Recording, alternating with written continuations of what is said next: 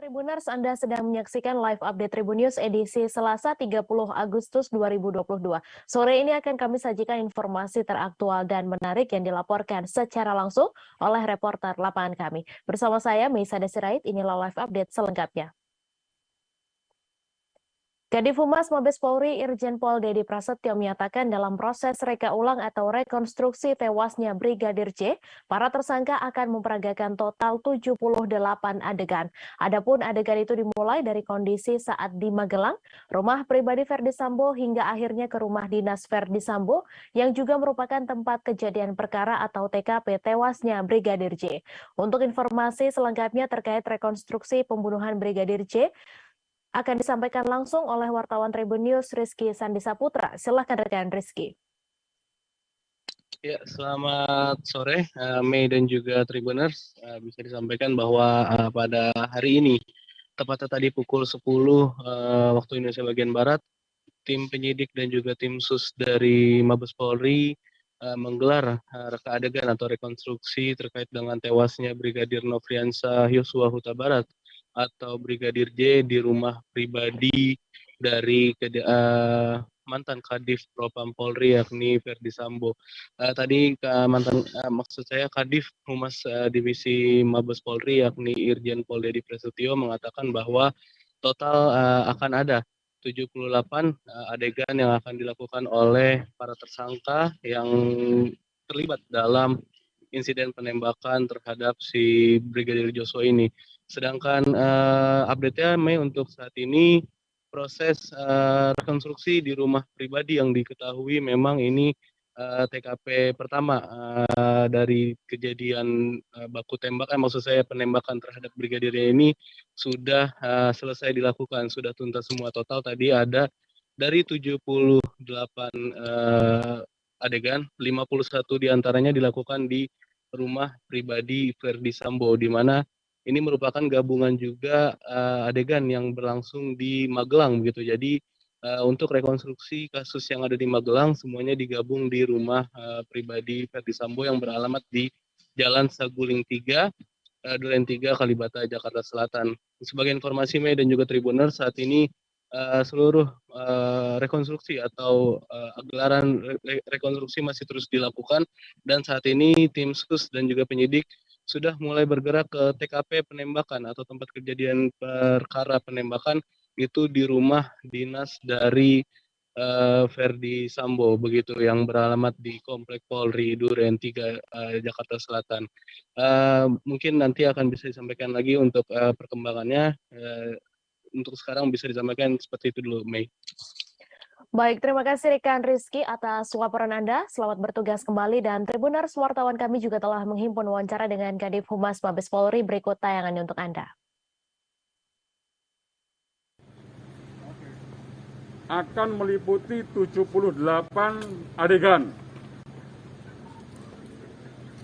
Di rumah Magelang sebanyak 16 adegan yang meliputi peristiwa tanggal 4, tanggal 7, dan tanggal 8 Juli. Di rumah Saguling sebanyak 35 adegan meliputi peristiwa tanggal 8 dan pasca pembunuhan Brigadir J. Kemudian di rumah Komplek Duren 3 sebanyak 27 adegan terkait peristiwa pembunuhan Brigadir J. Ya, saya minta rekan-rekan untuk bersabar. Setiap informasi yang sudah seizin penyidik, insya Allah nanti akan saya sampaikan kepada rekan-rekan sekalian.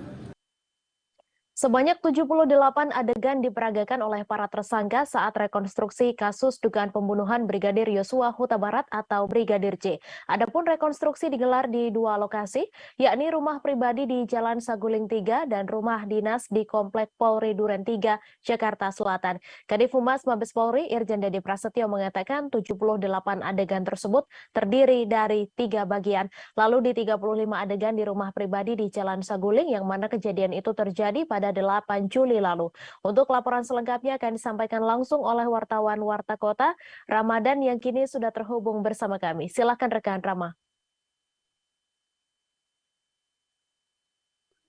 Ya, terima kasih rekan Bay, dapat saya informasikan bahwa rekonstruksi baru saja selesai seperti itu di Jalan Saguling 3, Duren 3, Pancoran, Jakarta Selatan sekitar pukul 14:45 menit.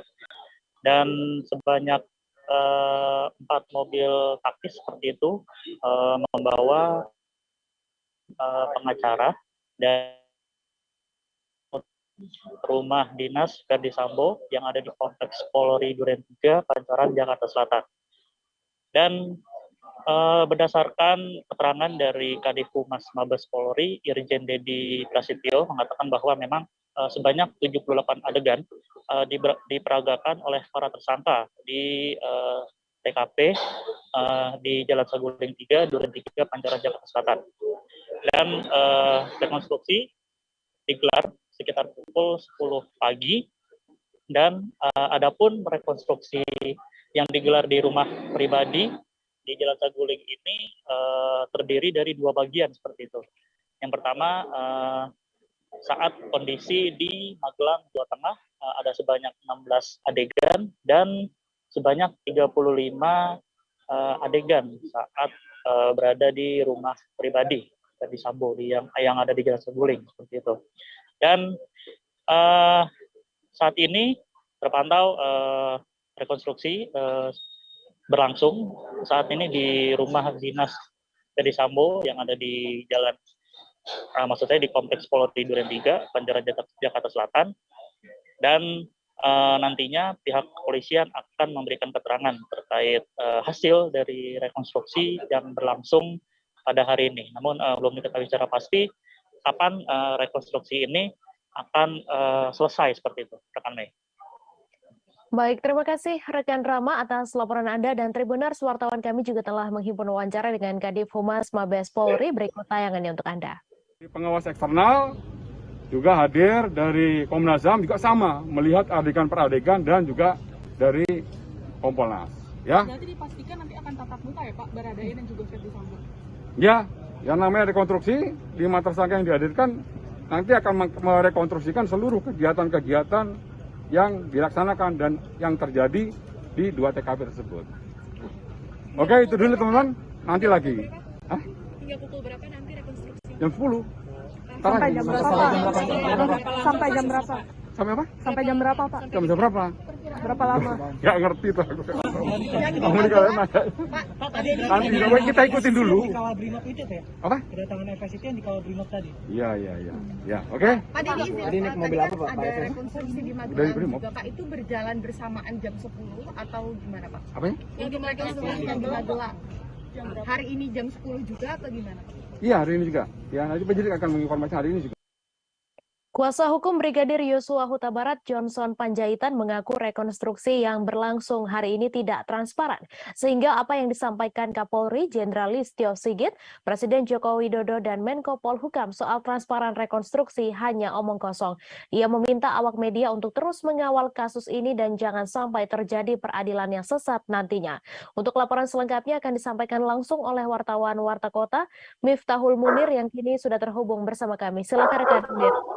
Baik, rekan Mei, bisa saya jelaskan tadi sekira pukul 9.30 atau pukul 10.00 tim kuasa hukum dari Brigadir Yosua Huta Barat tiba di rumah dinas Irjen Verdi Sambo di Kompleks Polri Duren 3, Jakarta Selatan.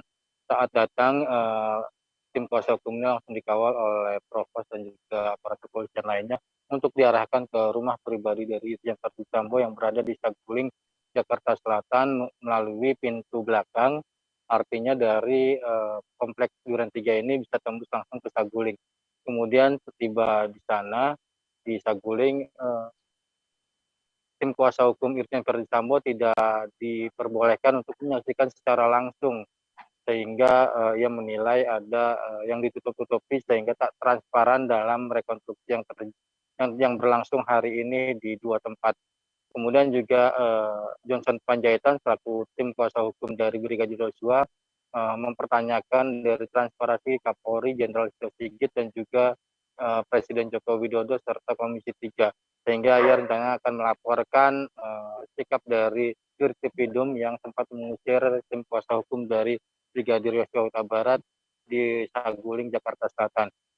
Dan saat tadi juga sempat Johnson terlihat marah-marah karena memang rekonstruksi hari ini, sejak dari prarekonstruksi sampai rekonstruksi hari ini tidak diizinkan untuk melihat secara langsung, padahal ia merupakan orang yang di BAP saat peristiwa itu terjadi di Duren 3 ini. Dan pada prarekonstruksi memang dia menilai tidak diperbolehkan masuk karena untuk menggolkan kasus pelecehan seksual dan juga tembak menembak yang dikarang oleh Irjen Verdi Sambo. Demikian rekan Mei. Baik, terima kasih rekan Munir atas laporan Anda, dan Tribuners, wartawan kami juga telah menghimpun wawancara dengan kuasa hukum Brigadir Yosua Huta Barat. Berikut tayangannya untuk Anda.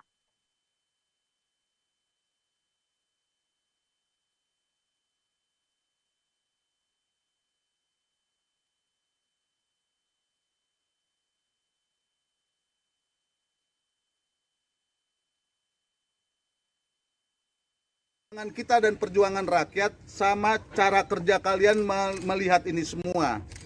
Ya, kami tidak mau menghalang-halangi proses hukum. Ya. Karena bisa saja seperti kasus-kasus lain ada yang mancing-mancing, nanti malah persoalannya jadi berbelok. Ya, tapi sekali lagi Presiden, Menko Polhukam, Kapolri selalu bicaranya transparan. Wah, itu lihat, kasih dong ke masyarakat semua. Kalian di sini aja udah diskriminatif, apalagi kami yang pelapor yang pernah diperiksa. Anda bisa bayangkan bagaimana rasa keadilan keluarga korban di sana yang kami wakili itu. Bagaimana, ya? Belum lagi pertanyaan-pertanyaan teknis, kan rekonstruksi ini kan sebenarnya untuk memastikan, tapi ini mau memastikan apa? Mau memastikan kelanjutan obstruction of justice yang di sini dilanjutkan ke sana. Lantas pertanyaan Anda, saya harus hadir di sini semua, begitu? Baru itu transparan dan ada keadilan. Omong kosong.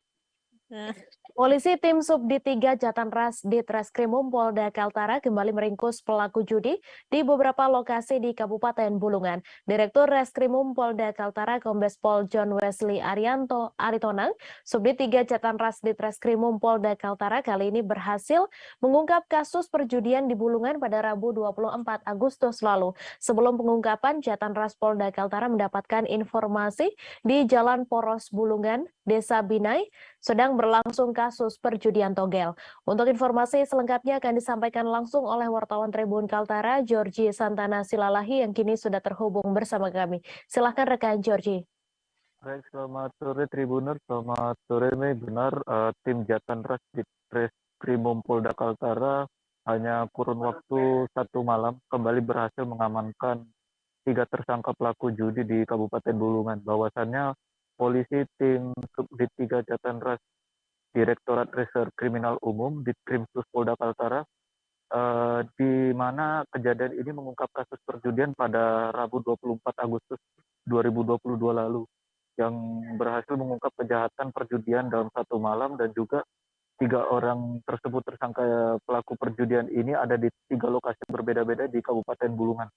Sebelumnya pengungkapan Jatanras Polda Kaltara ini mendapat informasi salah satu saksi yang ada di Jalan Poros Bulungan Berau, kilometer 56 RP 12, Desa Binai, Kecamatan Tanjung Palas Timur, sedang berlangsung kegiatan kasus perjudian togel. Pada pukul 20 lebih 10 malam, tim Jatanras mengamankan 1 orang bernama MR alias Bali, seorang perempuan usia 60 tahun. Saat diinterogasi, pelaku mengakui bahwa memasang judi togel untuk melalui seseorang bernama MB yang usianya 49 tahun, merupakan bos dari pelaku MR.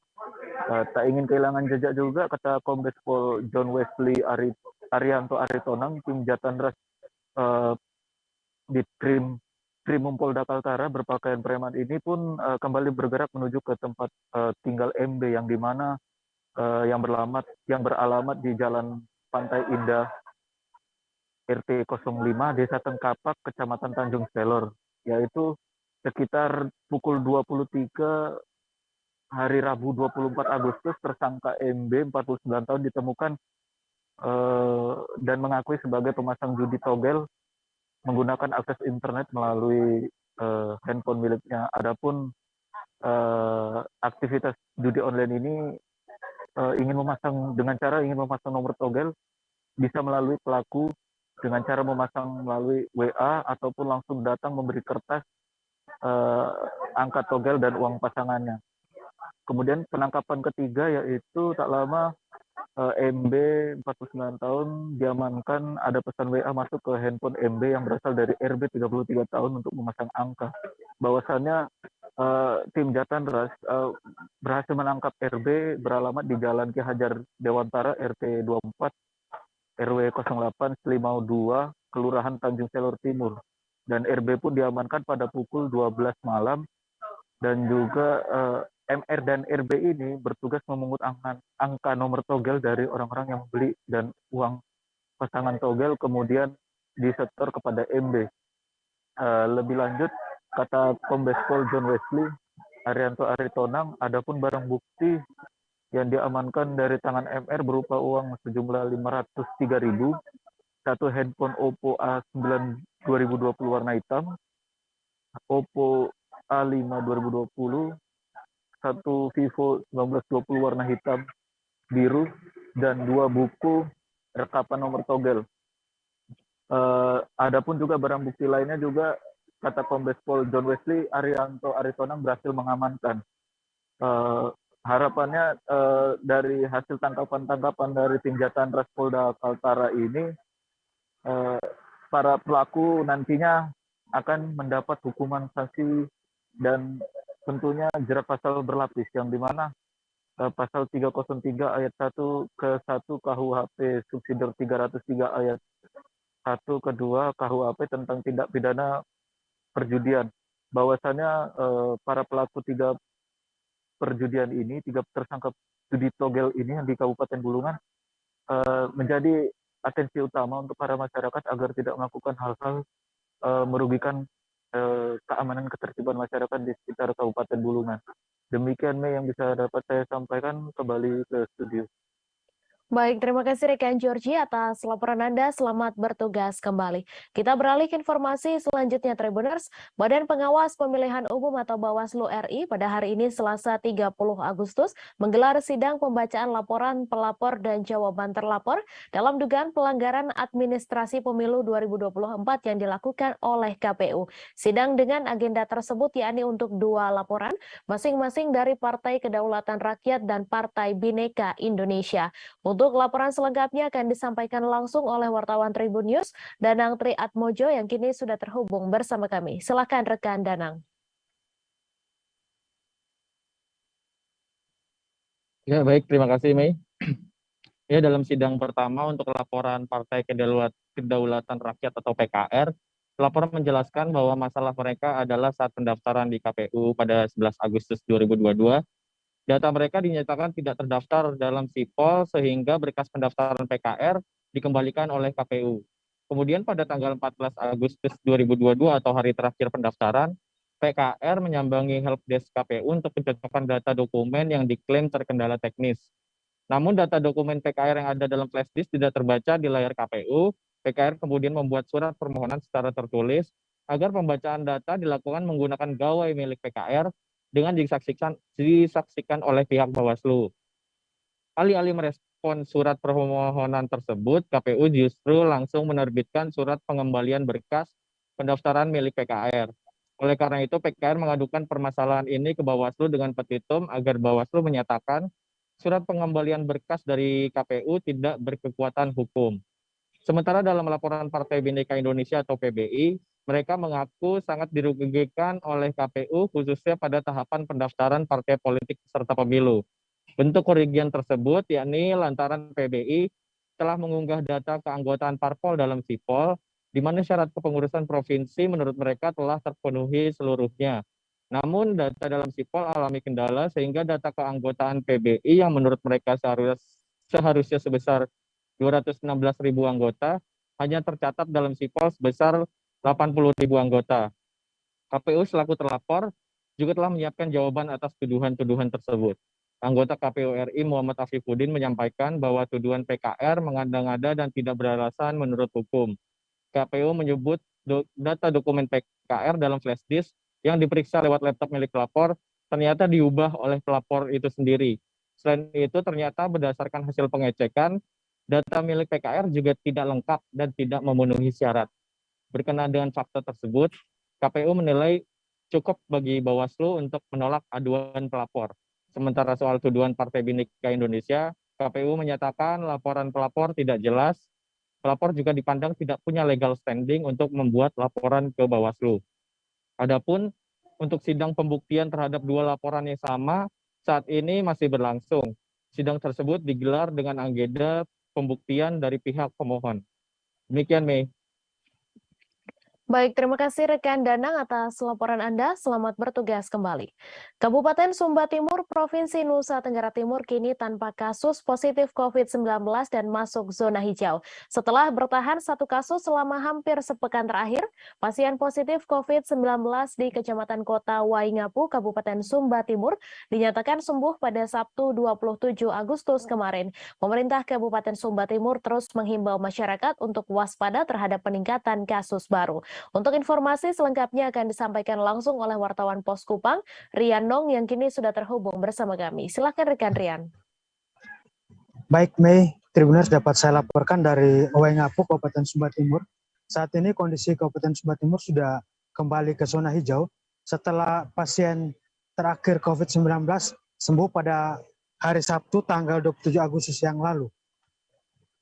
Tribuners dapat saya sampaikan selama beberapa hari terakhir tidak ada tambahan pasien positif, yakni sejak hari Sabtu hingga hari Senin yang lalu tidak ada tambahan kasus positif baru berdasarkan pemeriksaan terhadap COVID-19.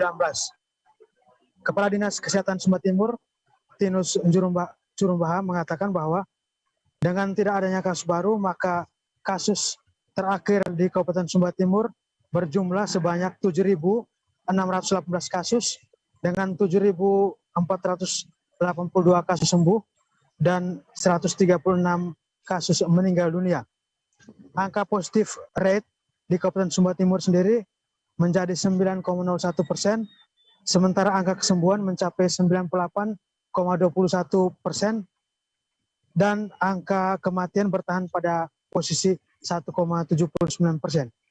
Tribuners, saat ini pemerintah kabupaten juga terus menggalang vaksinasi dan hingga saat ini vaksinasi di Kabupaten Sumba Timur dari 199.718 sasaran, dosis pertama telah diterima oleh 179.852 orang atau setara dengan 90,05%.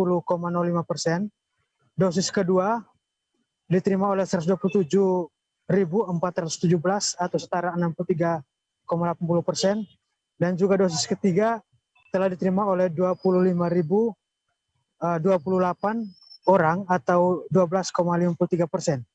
Tribuners dapat saya laporkan, Bupati Sumba Timur sendiri, Dr. Randus Christopher Praing, menghimbau masyarakat agar tetap taat protokol kesehatan meskipun kondisi wilayah Sumba Timur sudah ke zona hijau menyusul tidak adanya kasus baru.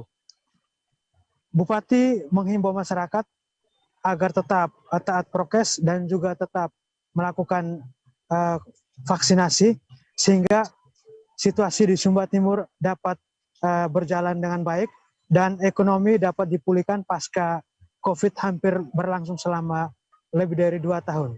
Demikian, Mei. Terima kasih.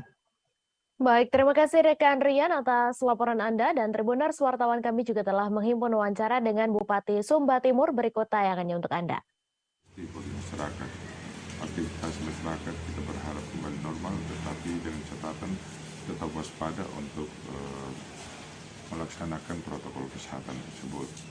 Ya, kita berharap dengan zona hijau ini dilihat ekonomi sudah semakin baik. Dan kita berharap pasca COVID ini, mudah-mudahan saja Sumba Timur ini akan lebih baik dari sebelumnya ketika COVID itu sendiri.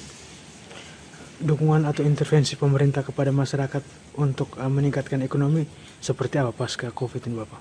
Ya, tentu menjadi tak terhindar bagi kita oleh karena adanya kebijakan pemerintah pusat untuk mengalokasikan beberapa persen untuk COVID itu sendiri, itu sudah menjadi komitmen kita. Pada saat yang sama kita juga menghimbau pada dunia usaha dan masyarakat sipil mengambil bagian juga dalam pasca COVID ini. Itu kita mengeluarkan. Gedung baru kantor Gubernur Sulawesi Tenggara mulai dikerjakan. Pengerjaan tahap pertama gedung baru kantor Gubernur Sulawesi Tenggara ini menelan anggaran 27 miliar rupiah. Dari pantauan tampak sejumlah pengerjaan memasang dinding pembatas lokasi proyek. Satu alat berat eksavator juga terlihat membersihkan pepohonan yang berada di area belakang gedung kantor Gubernur Sultra tersebut. Untuk informasi selengkapnya akan disampaikan langsung oleh wartawan Tribun News Sultra, Laude Ari yang kini sudah terhubung bersama kami. Silakan rekan Laude.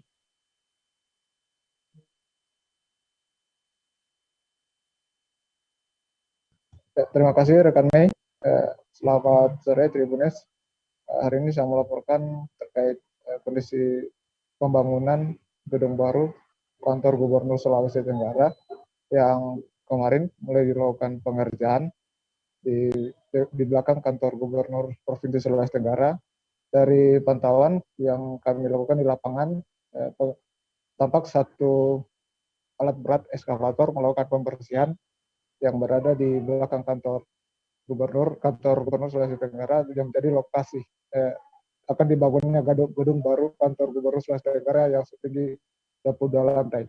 Kemudian di area pengerjaan itu jadi sementara dilakukan pemasangan dinding pembatas yang menjadi area atau lokasi pengerjaan yang saat ini sedang masih terus berlangsung. Dan kemudian untuk pengerjaan gedung baru Provinsi Sulawesi Tenggara ini, gedung baru kantor Gubernur Provinsi Sulawesi Tenggara ini, Pemprov mengucurkan dana sebanyak 22 miliar rupiah.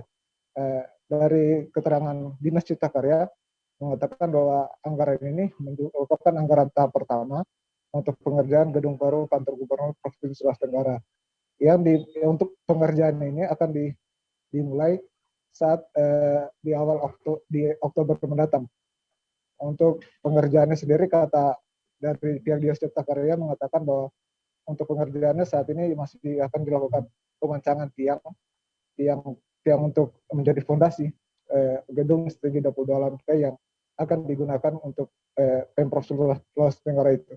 Kemudian dari keterangan Dinas Cipta Karya, gedung ini saat ini akan untuk alat pengerjaan yang akan digunakan untuk membangun gedung ini akan dibawa dari Surabaya yang saat ini dengan menggunakan sistem injeksi, artinya bahwa selama proyek pengerjaan gedung baru kantor Gubernur Provinsi Sulawesi Tenggara ini tidak akan mengganggu proses pekerjaan yang ada di kantor gedung lama kantor Gubernur Provinsi Sulawesi Tenggara. Dan kemudian dari keterangan Dinas Cipta Karya mengatakan untuk pengerjaan tahap pertama ini diproyeksikan akan selesai hingga di 2023 mendatang, kemudian akan dilanjutkan dan direncanakan selesai hingga tahun 2024 mendatang. Demikian rekan Mei yang dapat saya sampaikan. Baik, terima kasih rekan Laude Ari atas laporan Anda, dan Tribuners wartawan kami juga telah menghimpun wawancara dengan Kepala Dinas Cipta Karya Sultra. Berikut tayangannya untuk Anda. Tentunya bagian kalau konstruksi disebut substruktur itu fondasi semua, kita akan perancangan fondasi bawah sampai dengan kolom-kolom ada sebagian lantai satu kolom sudah berdiri dengan anggaran dana yang tersedia. Ini pengerjaan ini dimulai tadi sampai kita pekerjaannya kontraknya itu kita sudah mulai minggu lalu. Jadi ini sekarang sudah sementara pembersihan, persiapan untuk pemancangan. Alat pancang itu rencana datang sekitar tanggal 30 tanggal 1 sudah tiba di Kendari. Untuk pengerjaannya berapa ini yang dikucurkan? Kita sekarang anggaran sekitar 27 miliar tahap pertama ini. Tahap pertama 27 miliar itu. Ini dikerjakan proyeknya diselesaikan sampai bulan. Kalau sesuai harapan Bapak Gubernur diselesaikan 2024 sudah berdiri semua konstruksi 22 lantai. 22 lantai tinggi sekitar 100 berapa itu? Puluhan sopir truk di Kota Pangkal Pinang, Kepulauan Bangka Belitung mendatangi gedung Dewan Perwakilan Rakyat Daerah atau DPRD setempat pada Senin 29 Agustus. Mereka yang tergabung dalam sopir truk angkutan khusus pelabuhan atau Angsuspel ini mendatangi kantor Wakil Rakyat untuk mengeluhkan terkait beberapa persoalan yang dialami, di mana mereka mengeluhkan sulitnya mendapatkan bahan bakar jenis solar. Untuk informasi selengkapnya akan disampaikan langsung oleh wartawan Bangka Pos, Cepi Marlianto, yang kini sudah terhubung bersama kami. Silahkan rekan Cepi. Baik, rekan Mei dan pemirsa Tribuners dimanapun berada, memang tepat pada hari Senin kemarin atau tanggal 29 Agustus tahun 2022, puluhan sopir truk di Kota Pangkal Pinang mendatangi kantor Dewan Perwakilan Rakyat Daerah ataupun DPRD setempat, di mana para sopir angkut yang tergabung dalam organisasi angkutan khusus sopir truk angkutan khusus pelabuhan atau Angsuspel ini mendatangi kantor DPRD setempat untuk mengeluhkan terkait beberapa persoalan yang dialami oleh para sopir truk di Kota Pangkal Pinang ini sendiri, terutama ya ini persoalan sulitnya mendapatkan bahan bakar minyak jenis solar, di mana memang dalam beberapa pekan terakhir khususnya bahan bakar minyak jenis solar di Kota Pangkal Pinang memang cukup banyak peminatnya, di mana memang hal itu mengakibatkan sejumlah antrian sopir truk di sejumlah SPBU yang ada di Kota Pangkal Pinang. Selain itu juga para sopir truk tersebut mengeluhkan terkait pengurusan uji kendaraan bermotor ataupun uji kir, di mana untuk tes kelayakan jalan kendaraan itu disampaikan kepada legislatif setempat, yang hal itu disambut langsung oleh Ketua DPRD Kota Pangkal Pinang, Abang Herja.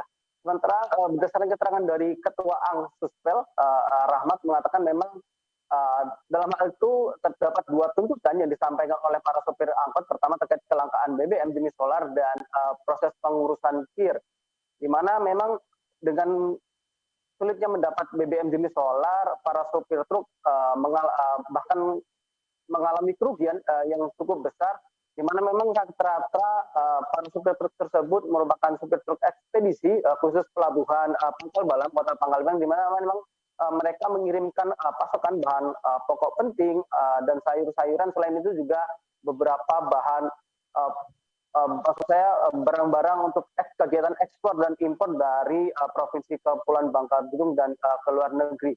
Sementara itu memang dalam audiensi tersebut, dalam pelaksanaan uji kir juga para sopir ingin pada uji kelayakan kendaraan tersebut dapat dipermudah, di mana seperti yang diketahui sampai saat ini terdapat beberapa syarat yang dinilai membebankan para sopir tersebut, sehingga memang para sopir sendiri mengajukan untuk adanya perubahan proses untuk tes kir itu sendiri. Kemudian Ketua DPRD Kota Pangkal Pinang, Abang Herja, sendiri berjanji akan menindaklanjuti semua keluhan dari para sopir tersebut, di mana memang untuk pelaksanaan uji kir sendiri, hal tersebut akan segera disampaikan kepada Dinas Perhubungan setempat, dan DPRD sendiri meminta para sopir truk untuk tetap mengikuti aturan yang telah ditentukan, di mana sesuai dengan peraturan tentang uji kir sendiri yang telah ditetapkan oleh Dinas Perhubungan setempat. Begitu juga penyusuan tarif dan lain sebagainya, terutama tarif angkut dan bongkar muat di pelabuhan yang memang sudah lama tidak disesuaikan.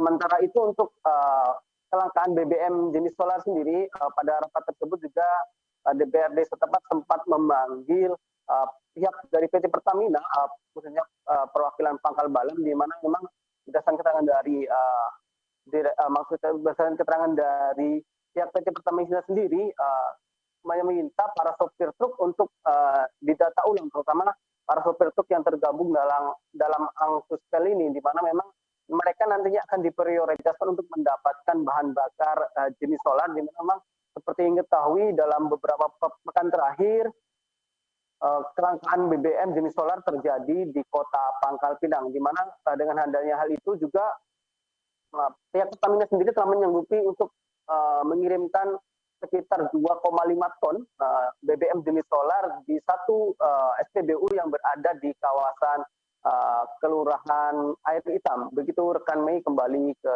studio. Baik, terima kasih rekan Cepi atas laporan Anda. Selamat bertugas kembali. Dua warga yang sempat hilang di Sungai Mahakam, Kecamatan Tering, Kabupaten Kutai Barat pada Minggu kemarin, akhirnya berhasil ditemukan oleh unsur petugas gabungan yang terdiri dari BPBD, Satpol Air, Polres Kubar, dan masyarakat setempat. Kedua korban ditemukan pada Selasa dini hari tadi di sekitar pesisir Sungai Mahakam. Saat ditemukan, keduanya sudah dalam kondisi meninggal dunia. Untuk informasi selengkapnya akan disampaikan langsung oleh wartawan Tribun Kaltim, Zainul, yang kini sudah terhubung bersama kami. Silakan rekan Zainul.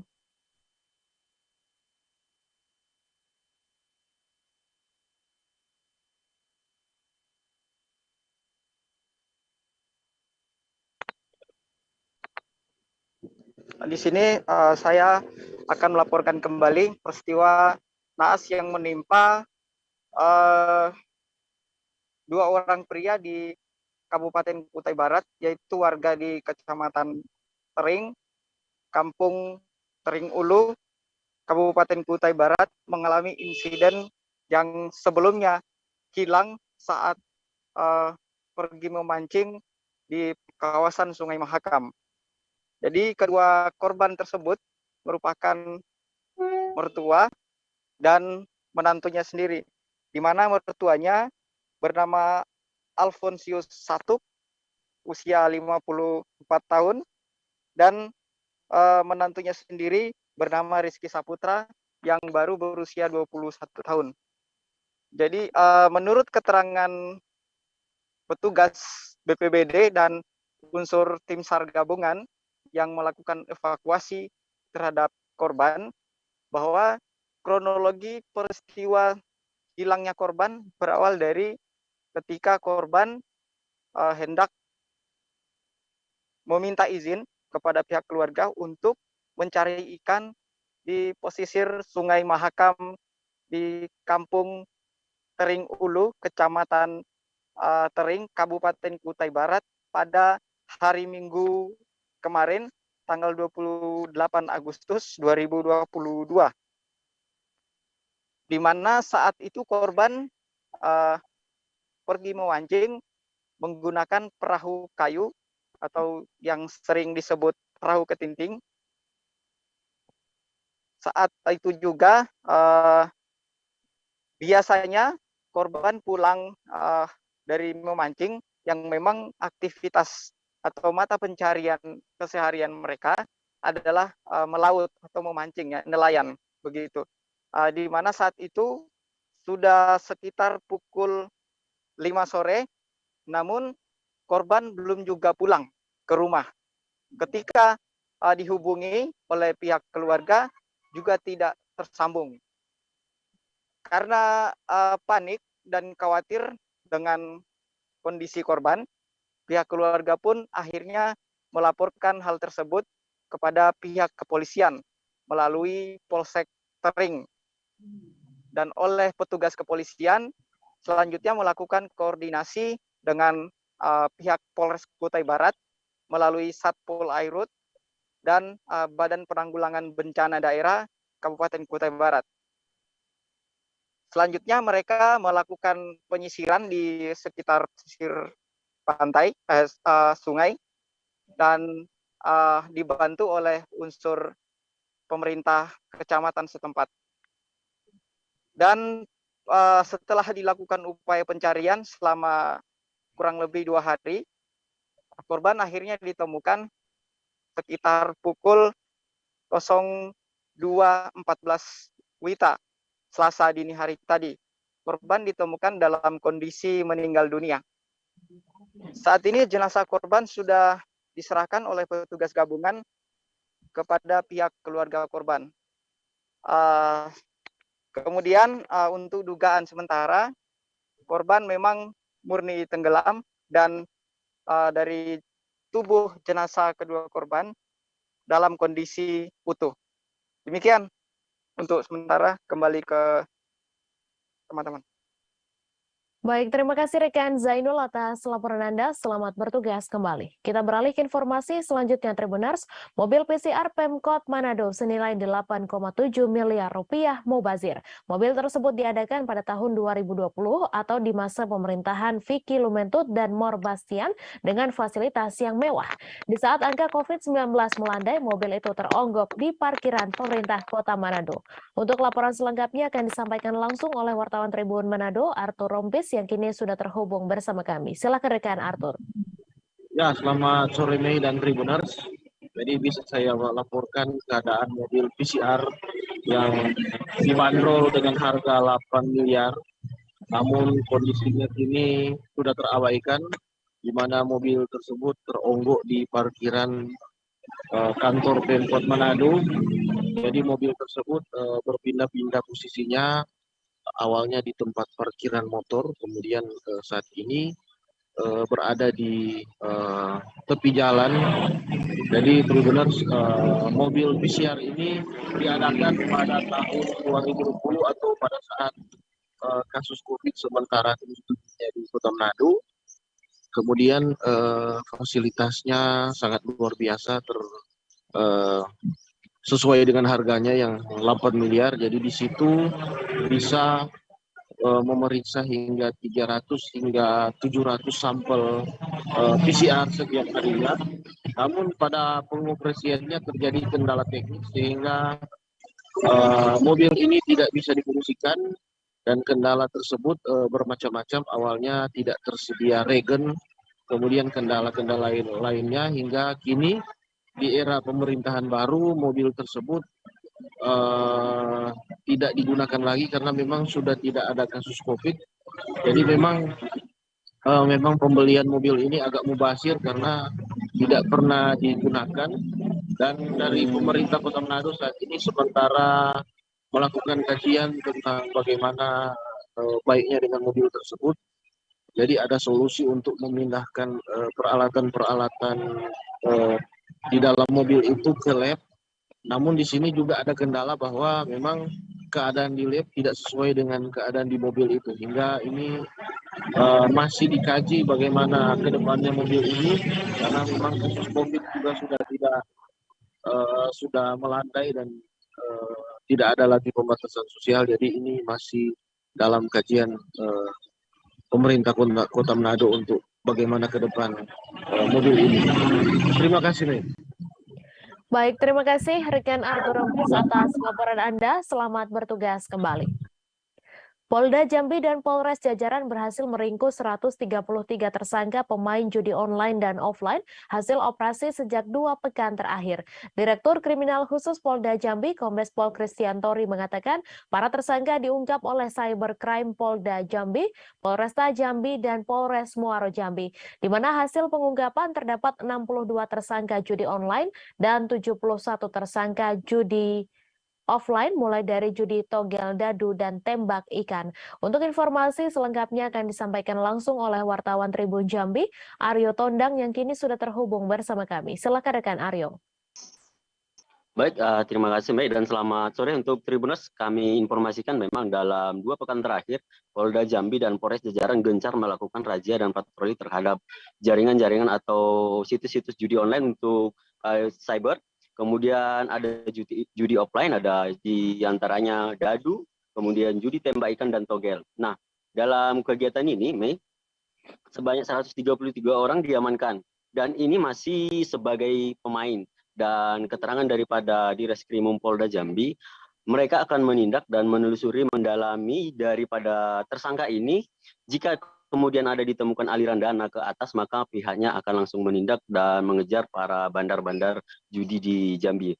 Keterangan sementara itu untuk judi online sendiri, Mei, keterangan Direskrimsus Polda Jambi, Kombes Pol Kristiantori, di mana pihaknya mencatat ada 1000 website judi online yang dipakai oleh pemain di Provinsi Jambi. Dan ribuan situs judi online ini hasil dari patroli cybercrime Polda Jambi tercatat servernya itu berada di luar negeri, mulai dari Amerika, Hong Kong, kemudian Vietnam, serta di Kanada. Sehingga pihaknya telah berkoordinasi dengan Kominfo untuk melakukan pemblokiran kepada ribuan situs judi online yang saat ini tercatat dimainkan oleh para pemain di Jambi. Sementara itu, Mei, untuk di Jambi sendiri keterangan Tori tidak ditemukan bahwasanya ada server dari website judi online yang dimainkan. Nah, ini merupakan hasil kegiatan dari Polda Jambi, kemudian Polresta Jambi, dan Polres Moro Jambi. Kita dapat lihat seperti yang dapat video, ada puluhan tepatnya yang dapat dihadirkan, namun sementaranya itu berada di Polres masing-masing. Mungkin demikian yang bisa saya sampaikan, Mei. Terima kasih rekan Aryo Tondang atas laporan Anda, dan Tribuners, wartawan kami juga telah menghimpun wawancara dengan Direktur Kriminal Khusus Polda Jambi. Berikut tayangannya untuk Anda. Press release terkait masalah kegiatan penindakan terhadap aktivitas perjudian yang ada di wilayah Provinsi Jambi. Judi ini kita bagi dua, yaitu kegiatan judi online dan judi offline atau konvensional. Dan dari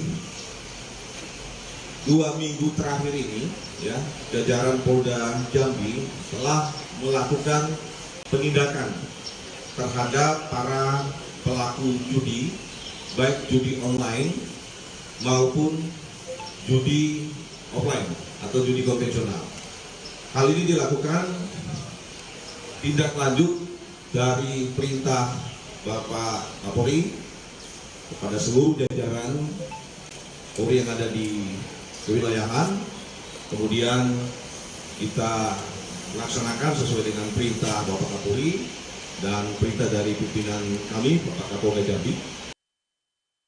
Subdit Jatanras Ditreskrimum Polda Bengkulu pada Jumat 26 Agustus lalu menangkap 4 orang penjual dan pembeli chip Higgs Domino. Dari 4 orang ini, penjual atau bandar berinisial SD kemudian ditetapkan sebagai tersangka dan 3 lainnya menjadi saksi. Penangkapan pemain dan penjual Higgs Domino ini membuat kebingungan dari pemain, termasuk apakah kedepannya semua pemain akan ditangkap polisi.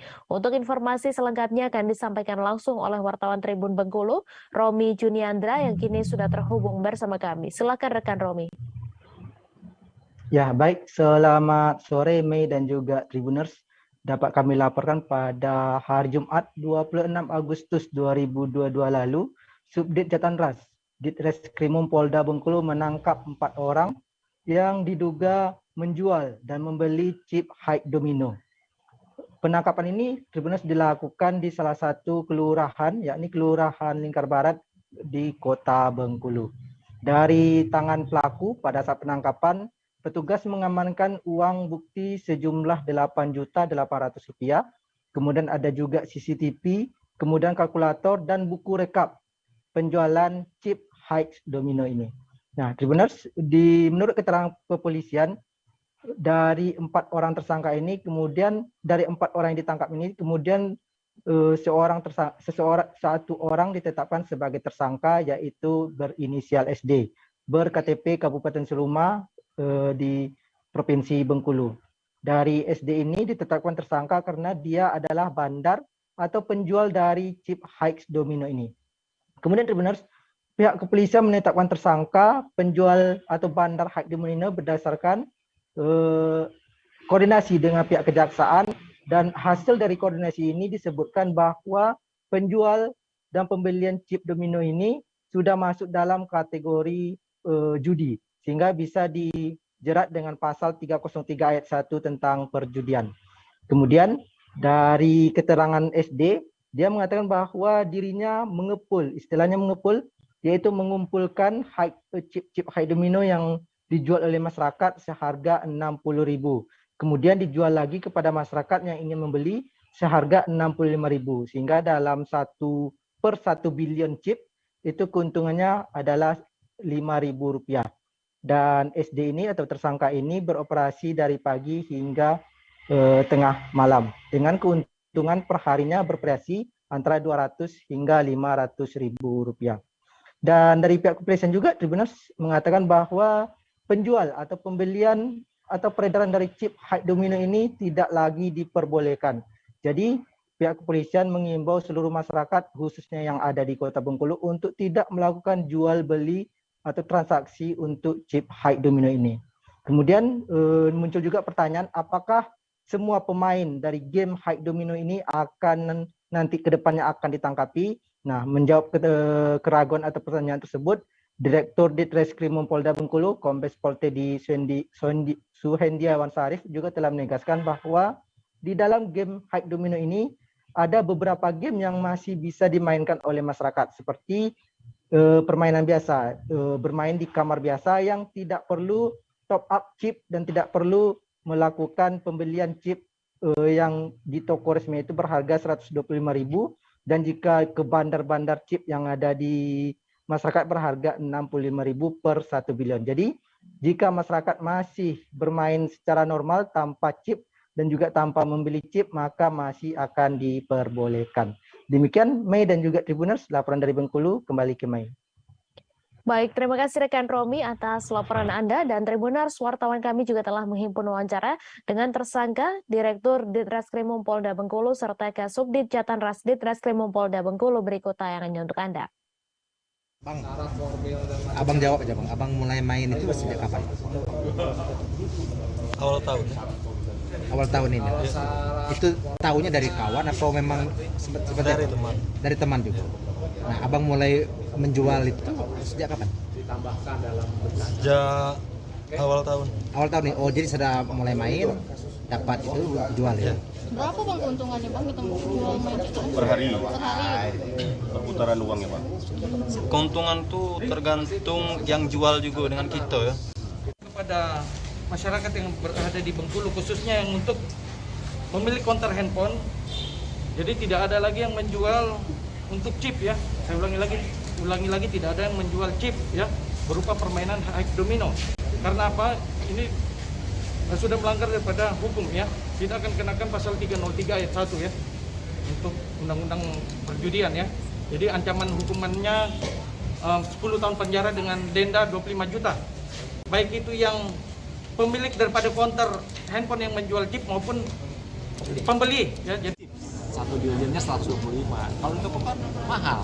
Ya. Toko aplikasinya. Iya pasti. Tapi makanya dia main sendiri. Ya kan? Nah, disinilah kreativitasnya di sini pemain sendiri, sesama komunitas, ya kan? Nah, dia bisa, dia berperan sebagai tokoh juga, tapi dia sendiri dia pemain juga, dia juga bayar. Oh, itu makanya dia. Ada keuntungan kenapa di sini pasangan judi ada pertaruhan di situ yang sesuai dengan pasarnya. Nah, jadi ada menarik keuntungan. Oh, ya, jadi itu Pak. Kepolisian Resor Pasangkayu berhasil membongkar praktik prostitusi di wilayah hukum Pasangkayu pada Senin 29 Agustus. Tersangka berinisial J diungkap dalam press release Operasi Pekat Marano 2022 di lapangan Apel Corona Mapolres Pasangkayu. Menurut Kasat Reskrim, tersangka J diduga seorang mucikari. Untuk informasi selengkapnya akan disampaikan langsung oleh wartawan Tribun Sulbar, Egy Sugianto yang kini sudah terhubung bersama kami. Silahkan rekan Egy. Ya, Mei dan Tribuners dimanapun Anda berada, memang baru saja kepolisian Resor Kabupaten Pasangkayu baru saja merilis hasil tangkapan Operasi Pekat Marano 2022 di Kabupaten Pasangkayu. Ya, Tribuners, dalam pengungkapan tangkapan hasil operasi pekat ini, salah satunya polisi berhasil mengungkap kasus prostitusi di Kabupaten Pasangkayu, di mana tersangka yang sudah diamankan di Polres Pasangkayu ini berinisial J adalah warga Pasangkayu. Untuk modusnya sendiri, Tribuners, dapat kami laporkan bahwa tersangka yang diduga mucikari ini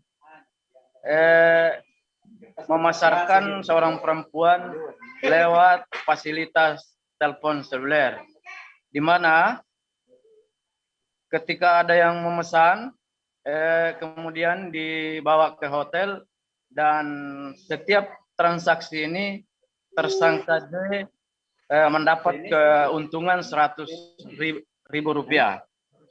Nah, dalam pengungkapan kasus ini, Kasat Reskrim Polres Pasangkayu, Ibtu Ronald Suhartawan Hadipura menyampaikan bahwa tersangka J nantinya akan dijerat hukuman yakni selama 1 tahun 4 bulan.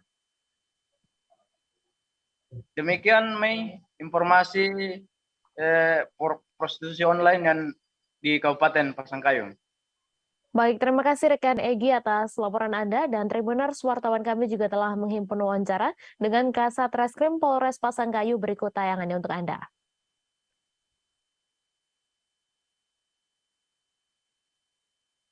Yang pertama, berdasarkan laporan polisi nomor 83, itu mucikari itu jadi terkena undang-undang gemuk, rekan-rekan.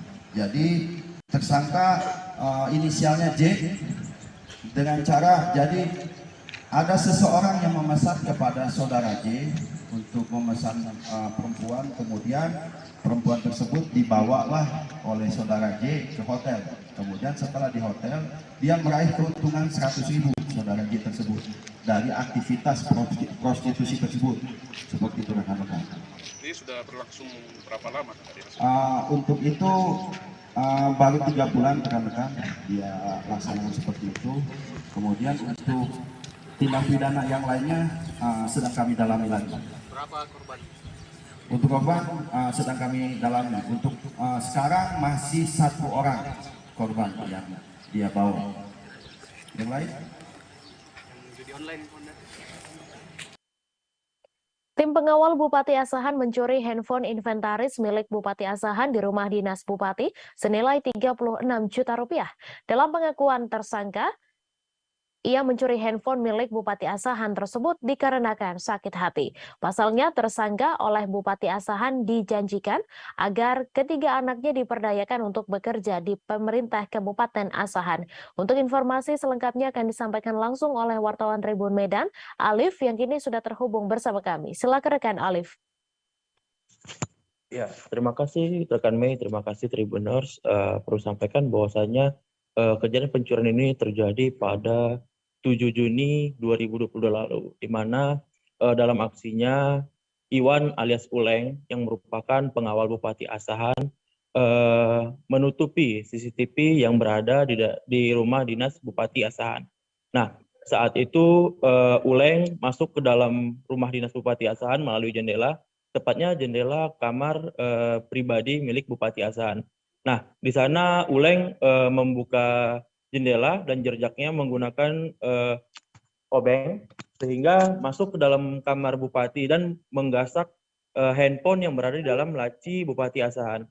Nah, Uleng ketahuan setelah rekaman CCTV-nya memperlihatkan bahwasanya wajahnya terlihat jelas, sehingga tim Jatan Ras Polres Asahan menangkap Uleng pada Jumat 26 Agustus lalu. Nah, saya sempat konfirmasi kepada Uleng penyebab ia mencuri handphone milik Bupati Asahan tersebut dikarenakan anak dari Uleng tersebut dijanjikan untuk bekerja atau diperdayakan di Satuan Polisi Pamung Praja Kabupaten Asahan. Namun sampai saat ini Bupati Asahan belum menepati janjinya dan mengatakan bahwasanya pada tahun ini tidak ada pekerjaan yang akan diberikan kepada anaknya Uleng. Seperti itu, Mei, kira-kira. Baik, terima kasih rekan Alif atas laporan Anda, dan Tribuners wartawan kami juga telah mewawancarai Satreskrim Polres KBO Satreskrim Polres Asahan serta tersangka. Berikut tayangannya untuk Anda. Oke, Bang, bisa diceritakan bagaimana kronologis peristiwa ini, kemudian? Kronologis dari tindak pidana yang saat ini ditangani adalah tindak pidana pencurian dengan pemberatan. Kejadiannya ketika pada hari Selasa tanggal 7 Juni 2022 kira pukul 21.00 WIB, tersangka dengan inisial I alias U melintas di sebelah rumah dinas Bupati. Bertiga diserahkan ke Satpol PP. Berarti sebelum pilkada. Berarti Bupati udah menjanjikan, Bang, ya? Iya. Pas sebelum pilkada ya. Apa kira yang disampaikan Bupati, Bang, sebelum dia menang, Bang? Kamu bertiga, kalau saya menang saya janjikan pekerjaan. Setelah menang, dimintalah ijazah orang ini bertiga, dikasih ke Satpol PP. Ternyata sampai sekarang 3 orang itu pun belum ada kerja. Jadi dengan alasan itu abang masuk kamar ngambil handphone ya bang? Sakit hati ya bang? Sakit hati. Kenapa ngambil itu, Pak? Sakit hati kenapa? Karena anak saya mau masuk kerja tidak diterima. BPBD Kabupaten Kepulauan Mentawai mencatat 2.326 orang mengungsi pasca gempa bumi yang mengguncang daerah setempat pada Senin 29 Agustus. Ribuan orang yang mengungsi akibat gempa Mentawai itu tercatat berasal dari Desa Simalegi, Kecamatan Siberut Barat, Kabupaten Kepulauan Mentawai. Ribuan warga yang mengungsi itu berasal dari 7 dusun di Simalegi dari total 494 kepala keluarga. Untuk laporan selengkapnya akan disampaikan langsung oleh wartawan Tribun Padang, Fuadi Zikri yang kini sudah terhubung bersama kami. Silakan rekan Fuadi. Terima kasih rekan Mai, selamat sore Tribuners semua. Dapat kami sampaikan mulai hari ini Tribuners warga Mentawai update terbarunya sudah mulai kembali ke rumah mereka masing-masing pasca mengungsi kemarin akibat gempa yang mengguncang wilayah setempat. Mereka mulai kembali mengecek bagaimana kondisi rumah mereka setelah digoncang gempa pada Senin kemarin, dan saat ini mereka sudah mulai juga membersihkan rumah-rumah mereka yang ada yang rusak karena gempa tersebut. Namun Tribuners berdasarkan informasi dari BPBD setempat, tidak semua warga yang akibat gempa ini kembali ke rumahnya, namun hanya kaum laki-laki. Untuk kaum perempuan, lansia, dan anak-anak masih bertahan di kamp-kamp pengungsian yang tersebar di beberapa titik di bukit di kawasan Siberut Barat Tribuners. Nah, update terbaru juga Tribuners, pihak BPBD mencatat 4 fasilitas publik rusak.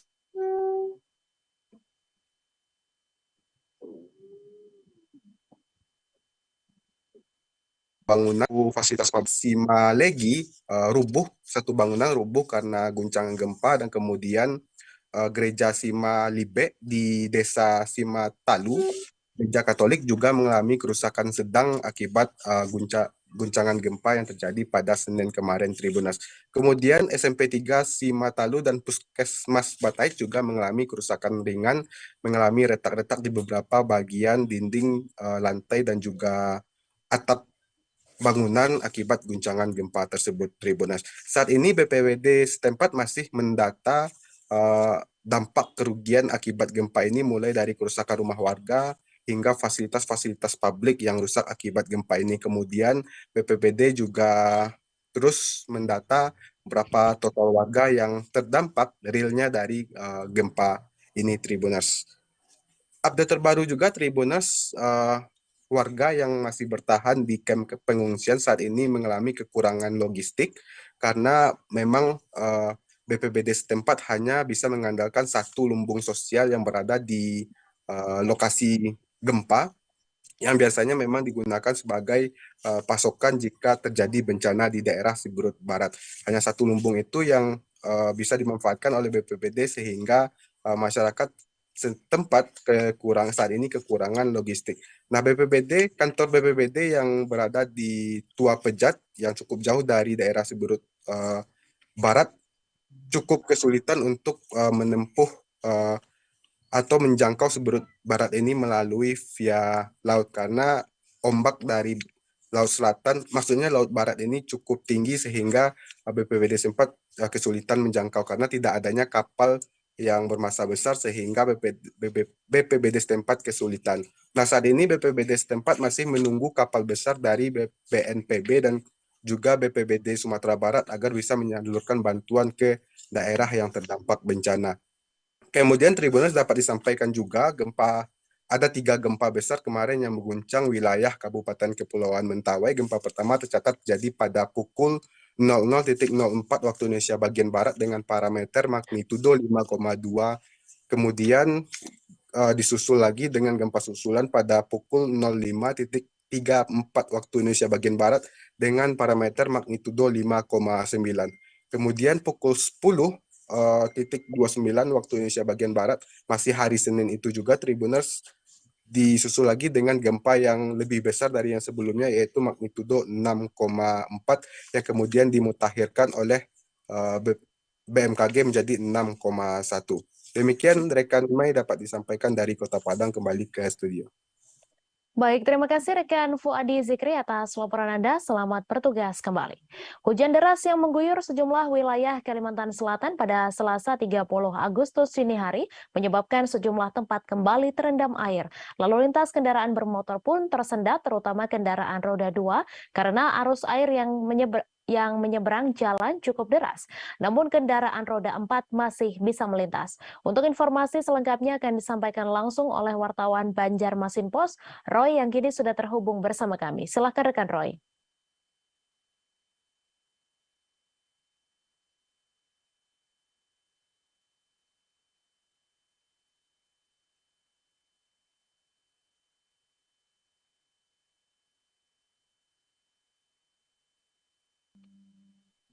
Baik, terima kasih rekan Mei.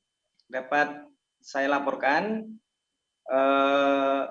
pada Senin malam hingga pagi tadi wilayah Tanah Laut masih terus terguyur hujan, sehingga kondisi tersebut menyebabkan beberapa tempat terluapi air, termasuk salah satunya adalah ruas jalan poros Jalan Ahmad Yani Trans Kalimantan di wilayah Kecamatan Jorong, di Desa Jorong. Di situ ada genangan yang lumayan dalam, sekitar 70 cm dengan arus yang cukup deras. Arus air menyeberang badan jalan setempat cukup deras, sehingga arus lalu lintas juga sempat tersendat. Namun kemudian petugas dari Polsek Jorong turun ke lokasi secara cepat sejak pagi tadi untuk membantu kelancaran arus lalu lintas dan juga memandu pengendara yang melintas, karena sekitar subuh tadi pukul 4 waktu Indonesia Tengah itu ada sekitar 5 unit kendaraan roda 2 yang terseret arus ketika mencoba nekat melintas pada genangan yang terluapi air tersebut. Informasi terkini dari 5 unit kendaraan yang sempat terseret arus tersebut, 4 diantaranya sudah terevakuasi dan tinggal 1 unit yang belum terevakuasi. Kemudian genangan juga ada di wilayah Kecamatan Kintab, tetapi tidak sampai memunculkan dampak yang seperti terjadi di Desa Jorong. Namun arus dan genangan di ruas jalan raya tersebut cukup cepat surutnya, dan ketika tengah hari tadi sekitar pukul 12 waktu Indonesia Tengah sudah surut signifikan, dan pukul 1 waktu Indonesia Tengah atau pukul 13 itu sudah kering dan lalu lintas sudah lancar normal seperti sedia kala. Namun di beberapa tempat di permukiman warga itu juga masih terjadi genangan air di beberapa permukiman. Data yang kami himpun dari BPBD Tanah Laut, itu di wilayah Kecamatan Kintab itu ada sekitar 575 unit rumah yang terpapar banjir, dari 6083 KK atau 2.259 jiwa. Itu ada di Desa Kintab, Desa Kintab Kecil dan Kintapura. Kemudian di wilayah Kecamatan Jorong juga ada 3 desa yang terpapar banjir, yakni Desa Karangrejo, kemudian Desa Simpang 4 Sungai Baru, dan di Desa Samasam. Dengan total rumah yang terpapar banjir sebanyak 890 rumah yang dihuni 926 KK atau sekitar 3.540 jiwa. Dan di beberapa tempat juga telah didirikan dapur umum untuk membantu memberikan makanan kepada korban banjir. Dan informasi sementara saat ini cuaca juga sudah mulai membaik, sehingga di beberapa tempat pada umumnya genangan juga sudah mulai susut namun warga juga masih siaga atau masih hati-hati karena masih ada potensi hujan yang juga terus harus mereka waspadai. Demikian rekan Mei. Baik, terima kasih rekan Roy atas laporan Anda. Selamat bertugas kembali. Kita beralih ke informasi selanjutnya, Tribuners. Sebuah tambang pasir yang berlokasi di Tutukan Leles, Kecamatan Leles, Kabupaten Garut, mengalami longsor hingga sejumlah pekerja sempat tertimbun. Detik-detik terjadinya longsoran di dinding bukit itu sempat terekam kamera, lalu viral di media sosial. Kapolsek Leles, Ibtu Erwin, mengatakan longsor tersebut terjadi pada Minggu 28 Agustus sekira pukul 15.30 waktu Indonesia Barat. Untuk informasi selengkapnya akan disampaikan langsung oleh wartawan Tribun Jabar, Sidki Al-Ghifari, yang kini sudah terhubung bersama kami. Silakan rekan Sidki. Baik, Mei, selamat sore rekan Tribuners dimanapun Anda berada. Ini di Kabupaten Garut telah terjadi longsor di salah satu tambang, Mei, yaitu tambang pasir di wilayah Kecamatan Leles, atau tepatnya di Tutukan Leles, Kabupaten Garut. Ini detik-detik longsornya dinding batu ini menimpa sejumlah pekerja. Setelah kami konfirmasi, ada 7 pekerja yang sempat begitu tertimbun oleh longsoran tersebut. Ini memang Kapolsek Leles Ibtu Erwin mengatakan setelah dihubungi, ia mengatakan bahwa sebelumnya para pekerja ini sudah dihimbau oleh pengelola tambang maksud kami, untuk menjauhi dinding tersebut karena memang sebelumnya ada retakan-retakan atau ada longsor-longsoran kecil. Namun setelah melakukan himbauan, mereka mundur. Kemudian ada beberapa pekerja yang masih berada di lokasi, termasuk pekerja yang menggunakan alat berat seperti yang terlihat oleh Anda di layar kaca begitu. Ini disebutkan ada 7 pekerja yang sempat tertimbun, namun Kapolsek Erwin mengatakan tidak ada korban jiwa dalam kejadian tersebut.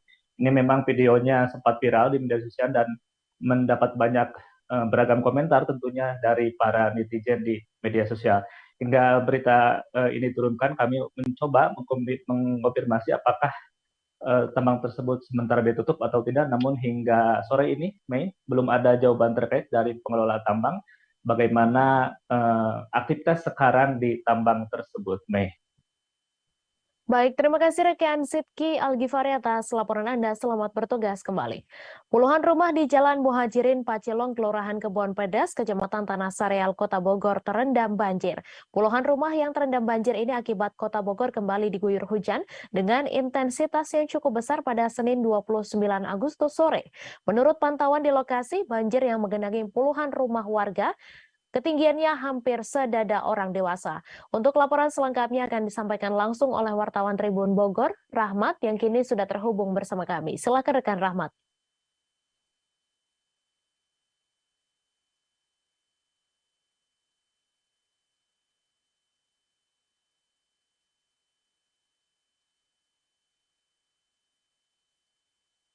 Baik, rekan Mei dan rekan-rekan Tribuners lainnya dapat kami sampaikan bahwasanya memang pada hari kemarin atau hari Senin 26 Agustus 2022 memang Kota Bogor diguyur hujan dengan intensitas yang cukup besar sejak sore hari hingga malam hari.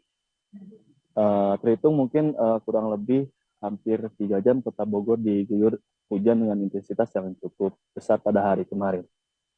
Imbas dari hujan besar yang mengguyur Kota Bogor pada hari kemarin membuat sejumlah titik daerah di Kota Bogor terkena imbasnya, mulai dari banjir lintasan, kemudian tanah longsor dan bangunan ambruk serta pohon tumbang. Namun untuk yang pada hari kemarin memang terdapat beberapa tempat yang terkena banjir lintasan, bahkan di wilayah Kebon Pedas, Kecamatan Tanah Sareal, Kota Bogor, yang lokasinya memang tak jauh dari pusat Kota Bogor, terendam banjir lintasan, bahkan ketinggiannya itu hampir sedada orang dewasa. Namun tak berselang lama, sekitar hampir 2 jam, banjir lintasan yang menggenangi puluhan rumah warga di wilayah Kebon Pedas tersebut berangsur-angsur mulai surut. Namun beberapa rumah yang terendam mengalami beberapa kerugian akibat banjir lintasan yang menggenangi puluhan rumah warga tersebut. Kami pun sempat mendapatkan ataupun mewawancari salah satu warga yang terdampak ataupun rumahnya terendam banjir lintasan di wilayah Kebon Pedes tersebut. Beberapa barang-barang elektronik miliknya, kemudian yang dirinya kebetulan buka usaha konveksi pun harus rela barang-barang usaha miliknya terendam banjir lintasan yang mulai surut sekitar pukul 21.00 waktu Indonesia bagian Barat pada kemarin. Pada kami pun beliau mengaku bahwasanya memang banjir ini terjadi bukan baru saja terjadi di Kebon Pedes, melainkan banjir lintasan ini merupakan kejadian yang sering terjadi di perumahan ataupun kompleks di mana dirinya tinggal di wilayah Kebon Pedes, Tanah Sereal, Kota Bogor, atau tepatnya di Gang Pacilong, Kelurahan Kebon Pedes, Tanah Sereal, Kota Bogor. Kemudian perlu rekan-rekan Tribuners lainnya ketahui, kami pun mencari informasi kepada pihak Badan Penanggulangan Bencana Daerah Kota Bogor. Kepada kami, BPBD Kota Bogor memberikan beberapa catatan terkait peristiwa akibat hujan deras yang mengguyur Kota Bogor pada sore kemarin, di mana terhitung sekitar 37 bencana akibat hujan deras yang mengguyur Kota Bogor pada hari kemarin. Dan BPBD Kota Bogor pun melalui Kepala Pelaksana Teofilo Patisno Freitas kepada kami mengatakan bahwasanya memang ada beberapa faktor yang menyebabkan terjadinya banjir lintasan dan tanah longsor di Kota Bogor pada hari kemarin. Disebutkan salah satu faktor utamanya adalah drainase ataupun penyerapan air di Kota Bogor yang terhitung ataupun terbilang cukup buruk. Namun begitu, pihaknya ataupun tim BPBD gabungan Kota Bogor bersama Damkar Kota Bogor, kemudian tim Tagana dan instansi-instansi pemerintah saat ini sudah memitigasi titik-titik rawan bencana yang berada di Kota Bogor dan meminta masyarakat untuk senantiasa siaga dalam menghadapi cuaca ekstrim di Kota Bogor beberapa hari ini. Begitu Mei laporan yang bisa kami sampaikan terkait bencana yang terjadi di Kota Bogor pada hari kemarin. Baik, terima kasih rekan Rahmat atas laporan Anda. Selamat bertugas kembali. Memasuki musim kemarau, beberapa desa di lereng Merapi mulai mengajukan permintaan air bersih kepada Badan Penanggulangan Bencana Daerah atau BPBD Klaten. Tercatat beberapa desa yang meminta pasokan air bersih, diantaranya adalah Desa Kendal Sari sebanyak 3 tangki air, Sidorejo sebanyak 2 tangki air, dan Telogowatu sebanyak 3 tangki air. Meski sudah melayani permintaan air, kondisi tersebut dinyatakan sebagai bencana kekeringan. Lantaran hingga saat ini pihaknya belum mendapatkan surat dari BMKG terkait status darurat bencana kekeringan yang akan dijadikan rujukan. Untuk informasi selengkapnya akan disampaikan langsung oleh wartawan Tribun Solo, Ibnu Dwi Tamtomo yang kini sudah terhubung bersama kami. Silakan rekan Ibnu. Ya, terima kasih rekannya. Dari warga lereng Merapi sudah memulai masuk ke musim kemarau gitu, dan beberapa di antaranya sudah merasakan kesulitan air bersih. Dan memasuki musim kemarau pada tahun ini, beberapa desa di lereng Merapi sudah mengajukan permintaan air bersih kepada Badan Penanggulangan Bencana Daerah BPBD Klaten. Jadi dikatakan oleh Kepala Pelaksana atau Kalak BPBD Klaten Sri Manto bahwa sudah ada beberapa desa yang sudah mengajukan air bersih atau permintaan air bersih kepada pihaknya.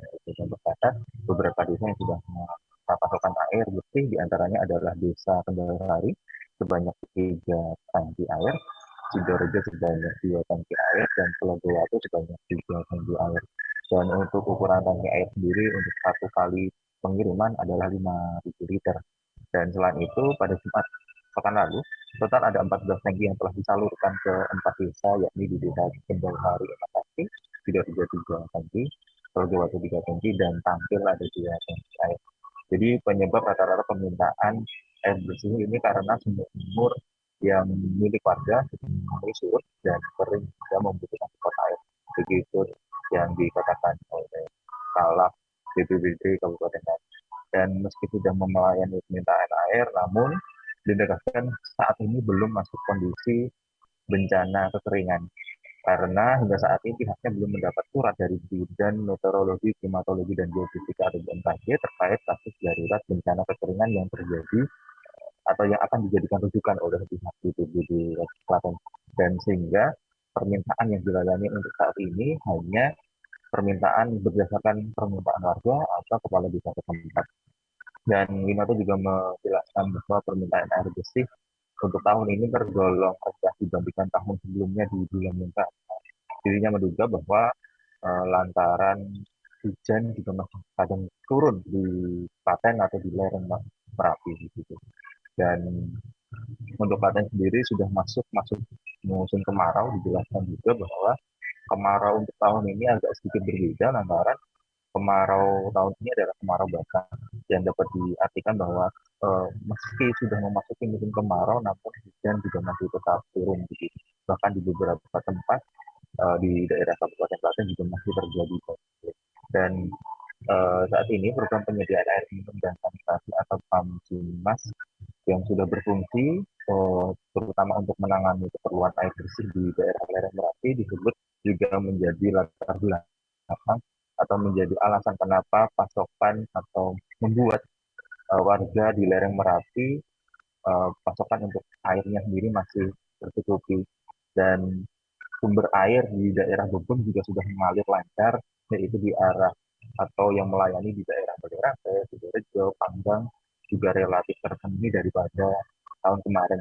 Karena dapat diketahui bahwa kemarin sempat ada kerusakan di pipa penyambung untuk menyambungkan antara dari air sumber Bogor dan mengalirkan ke wilayah Badarante, Sidorejo, dan Panggang. Namun untuk tahun ini semua sudah tercukupi lantaran perbaikan sudah selesai dilakukan. Tapi untuk desa-desa yang mengajukan dropping air dikatakan bahwa mungkin belum tersentuh PAMSIMAS lantaran sumur-sumur mereka juga sudah kering. Dan ditambahkan oleh Sekretaris BPBD Kabupaten Klaten bahwa Nur Cahyono, jika dropping air bersih yang dilakukan di Klaten adalah ditempatkan di tempat-tempat umum seperti balai desa, masjid, atau tempat ibadah, atau tempat yang lain. Dan untuk tahun ini, dropping air sekitar 300 cm, dan itu mengalami penurunan dibandingkan tahun sebelumnya, yaitu di 800 cm. Berikut rekannya. Baik, terima kasih rekan Ibnu atas laporan Anda. Selamat bertugas kembali. Polres Lampung Utara menerjunkan 106 personil untuk mengantisipasi dan mengamankan aksi yang dilakukan masyarakat adat Buai Perja Sungkai Bunga Mayang untuk perjuangkan tapal batas wilayah adat pada Senin 29 Agustus. Kapolres Lampung Utara AKBP Kurniawan mengatakan pengamanan ini dilakukan untuk mengantisipasi agar tidak terjadi kericuhan antar masyarakat. Untuk laporan selengkapnya akan disampaikan langsung oleh wartawan Tribun Lampung, Anung Bayuardi yang kini sudah terhubung bersama kami. Silakan rekan Anung. Ya, rekan Mei bisa dijelaskan pada hari Senin kemarin sebanyak 300 dari tokoh adat Sungkai Bunga Mayang memasang patok di perbatasan Kecamatan Bunga Mayang, tepatnya di Muara Sungkai. Mereka menilai batas tanah yang ada di tempat tersebut sudah dipatok atau dialihkan ke kabupaten lain, yakni Tulang Bawang Barat, sehingga mereka memasang patok untuk perbatasannya. Hal ini juga untuk memperjelas batas wilayah yang ada di Kecamatan Muara Sungkai. Namun hal ini bisa diredam oleh aksi dilakukan oleh kepolisian dan anggota Tentara Nasional Indonesia Kabupaten Lampung Utara. Mereka menjaga pemasangan patok tersebut yang akhirnya berlangsung kondusif. Awalnya mereka sudah mengusulkan atau meminta surat kepada bagian pemerintahan mengenai batas tapal tersebut untuk kejelasannya. Namun hingga saat ini belum ada kejelasan, akhirnya mereka memasang patok ke tempat tersebut. Rekan Mei. Baik, terima kasih rekan Anung atas laporan Anda, dan Tribuners, wartawan kami juga telah menghimpun wawancara dengan Kapolres Lampung Utara. Berikut tayangannya untuk Anda. Personel yang kita terjunkan untuk mengamankan massa di tapal batas ini, Komandan. Jadi pagi ini kita melakukan pengamanan terkait masyarakat adat. Usulan dari bisa diakomodir bahwa silakan tutup tapi dengan cara mediasi. Nah, dengan cara mediasi, yang lain menutup fasilitas nih, lain menutup kegiatan nih, hanya menutup mekanisme keputusan. Nah, jadi sekali lagi, semakin memilih keputusan, saya ingatkan keputusan ini untuk agama. Harus untuk agama. Tidak usah lah ini yang tak duluan. Iya, tidak usah. Darah dan halal untuk dibebaskan menjaga kesehatan nenek moyang. Nah, atas nama Trasori Solihin telah yang kuat. Oke, namun Gina sekali lagi akan tutup tapi dengan mediasi channel. Oke, pemuda Moresungai adalah pemuda baik hati. Tanpa Kuasa hukum Brigadir Nofriansyah Yosua Huta Barat alias Brigadir J, Johnson Panjaitan, menyuarakan kekecewaannya tidak dapat melihat langsung adegan rekonstruksi penembakan yang menewaskan kliennya. Hal itu didasari karena pihaknya tidak diberikan izin oleh penyidik Polri untuk melihat langsung reka adegan tersebut. Mendapati sikap tersebut dari penyidik, Johnson menyinggung pernyataan Kapolri Jenderal Listio Sigit Prabowo yang mengatakan Polri akan transparan dalam menggelar rekonstruksi ini. Dengan adanya larangan untuk melihat langsung reka adegan tersebut, Johnson mengatakan pihaknya langsung memilih untuk meninggalkan lokasi. Johnson mengatakan pihaknya akan ikut memantau rekonstruksi tersebut hanya melalui layar kaca atau tayangan pemberitaan di media. Sebelumnya, pengacara keluarga Brigadir Yosua Huta Barat, Kamarudin Simanjuntak, merasa kecewa karena tidak bisa melihat langsung rekonstruksi pembunuhan Brigadir J di rumah pribadi Sambo di Jalan Saguling 3, Duren 3, Jakarta Selatan. Padahal ia dan tim telah datang ke lokasi sejak pukul 8 waktu Indonesia Barat, namun karena rekonstruksi belum dimulai maka ia dan tim sempat meninggalkan lokasi. Ia pun terpantau kembali datang ke lokasi pada pukul 10:04 waktu Indonesia Barat. Setelah menunggu pun tim kuasa hukum dari Brigadir J tetap tidak diperbolehkan untuk ikut menyaksikan rekonstruksi. Kamarudin pun menilai hal tersebut merupakan pelanggaran hukum yang sangat berat. Ia mengatakan tidak mendapat kejelasan dari pihak kepolisian mengapa ia dan tim tidak boleh menyaksikan langsung.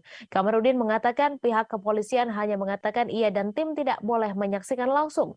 Menurutnya seharusnya ia dan tim boleh melihat adegan diperagakan. Ia mengakui tidak mendapat surat undangan untuk menghadiri rekonstruksi tersebut. Namun demikian, ia dan tim datang karena mendengar pidato Kapolri Jenderal Listio Sigit yang menegaskan proses akan dilakukan transparan. Atas hal tersebut, Kamarudin mengaku akan mengadukannya kepada pemerintah dan DPR. Kuasa hukum pihak Brigadir Yosua Huta Barat Kamarudin Simanjuntak mengaku timnya diusir dari lokasi rekonstruksi pembunuhan Brigadir J. Seperti diketahui, proses rekonstruksi pembunuhan Brigadir J digelar pada Selasa 30 Agustus hari ini. Rekonstruksi digelar termasuk di rumah pribadi Verdi Sambo di Jalan Saguling serta rumah dinas Verdi Sambo di Duren 3, Jakarta Selatan, di mana lokasi tersebut menjadi TKP penembakan dan pembunuhan Brigadir J. Kelima tersangka pun dihadirkan dalam rekonstruksi tersebut, yakni Verdi Sambo, Putri Chandrawati, Bribka Riki Rizal, Kuat Ma'ruf, serta Baradae. Kamarudin Simanjuntak kecewa yang hanya bisa memasuki lokasi rekonstruksi adalah penyidik, tersangka, pengacara tersangka, kemudian LPSK, Komnas HAM, Kompolnas, Brimob, dan lainnya. Kamarudin mengatakan tidak ada makna daripada equality before the law, sehingga bagi Kamarudin tidak akan mengetahui proses apa saja yang dilakukan di lokasi rekonstruksi tersebut. Saat ditanya apa alasan kuasa hukum Brigadir J tidak boleh masuk proses rekonstruksi, Kamarudin hanya mengatakan Dirtipidum Barreskrim Polri, Brigjen Pol Andirian berkata pokoknya.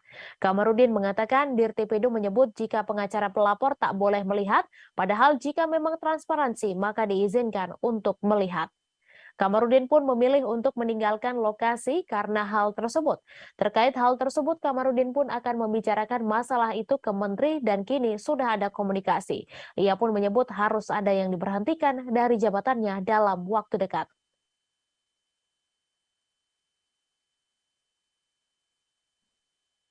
Polri membenarkan tidak mengizinkan pengacara keluarga Brigadir Yosua Huta Barat untuk melihat proses rekonstruksi kasus pembunuhan yang digelar pada Selasa 30 Agustus hari ini. Direktur Tindak Pidana Umum Barreskrim Polri Brigjen Pol Andirian Jayadi menyebut dalam proses rekonstruksi ini hanya penyidik, jaksa penuntut umum, tersangka, dan kuasa hukum tersangka yang wajib mengikuti. Sedangkan tidak ada kewajiban untuk menghadirkan korban ataupun pengacaranya untuk mengikuti proses rekonstruksi ini. Selain itu, Andi menyebut pihak eksternal Polri juga menghadiri proses rekonstruksi tersebut. Adapun Kompolnas, Komnas HAM, dan LPSK turut mengawasi jalannya rekonstruksi. Sehingga tidak ada ketentuan jika rekonstruksi wajib menghadirkan korban yang sudah meninggal atau kuasa hukumnya. Sebelumnya, pengacara keluarga Brigadir Yosua Huta Barat, Kamarudin Simanjuntak, merasa kecewa karena tidak bisa melihat langsung rekonstruksi pembunuhan Brigadir J di rumah pribadi Sambo di Jalan Saguling 3, Duren 3, Jakarta Selatan. Padahal ia dan tim telah datang ke lokasi sejak pukul 8 waktu Indonesia Barat. Namun karena rekonstruksi belum dimulai, maka ia dan tim sempat meninggalkan lokasi dan kembali datang ke lokasi pada pukul 10:04 waktu Indonesia Barat. Ia mengatakan tidak mendapat kejelasan dari pihak kepolisian mengapa ia dan tim tidak boleh menyaksikan langsung. Kamarudin mengatakan pihak kepolisian hanya mengatakan ia dan tim tidak boleh menyaksikan langsung. Menurutnya seharusnya ia dan tim boleh melihat adegan diperagakan.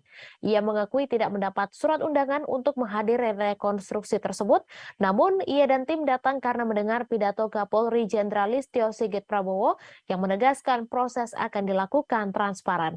Atas hal tersebut, Kamarudin mengaku akan mengadukannya kepada pemerintah dan DPR.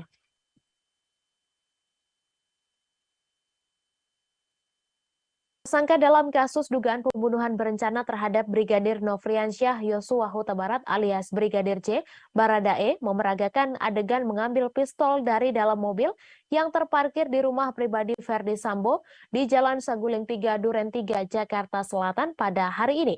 Tampak Baradae yang membawa pistol berwarna gelap di pinggangnya berjalan ke arah mobil yang terparkir tersebut.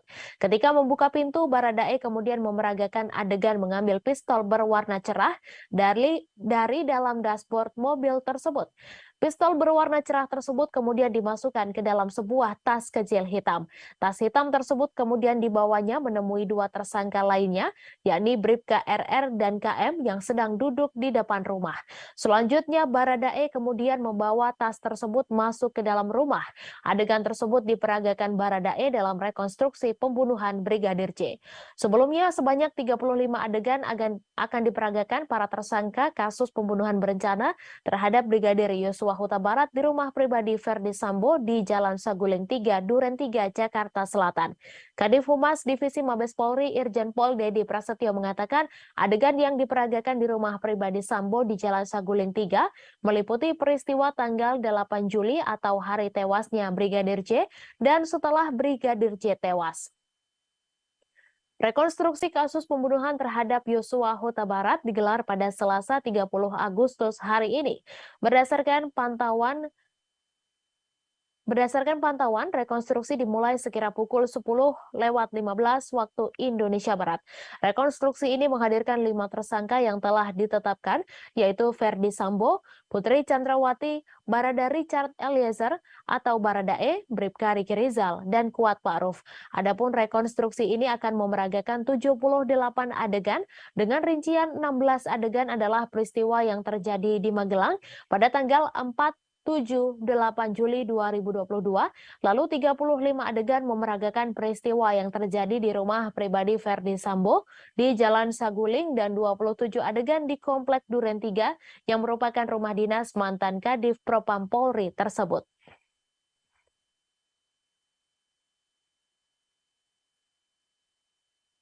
Informasi tadi sekaligus menutup perjumpaan kita dalam live update sore hari ini. Jangan lupa saksikan informasi terbaru lainnya hanya di kanal YouTube Tribun Network. Terima kasih atas kebersamaan Anda. Saya Meisa Desirait beserta kru yang bertugas pamit undur diri dan sampai jumpa.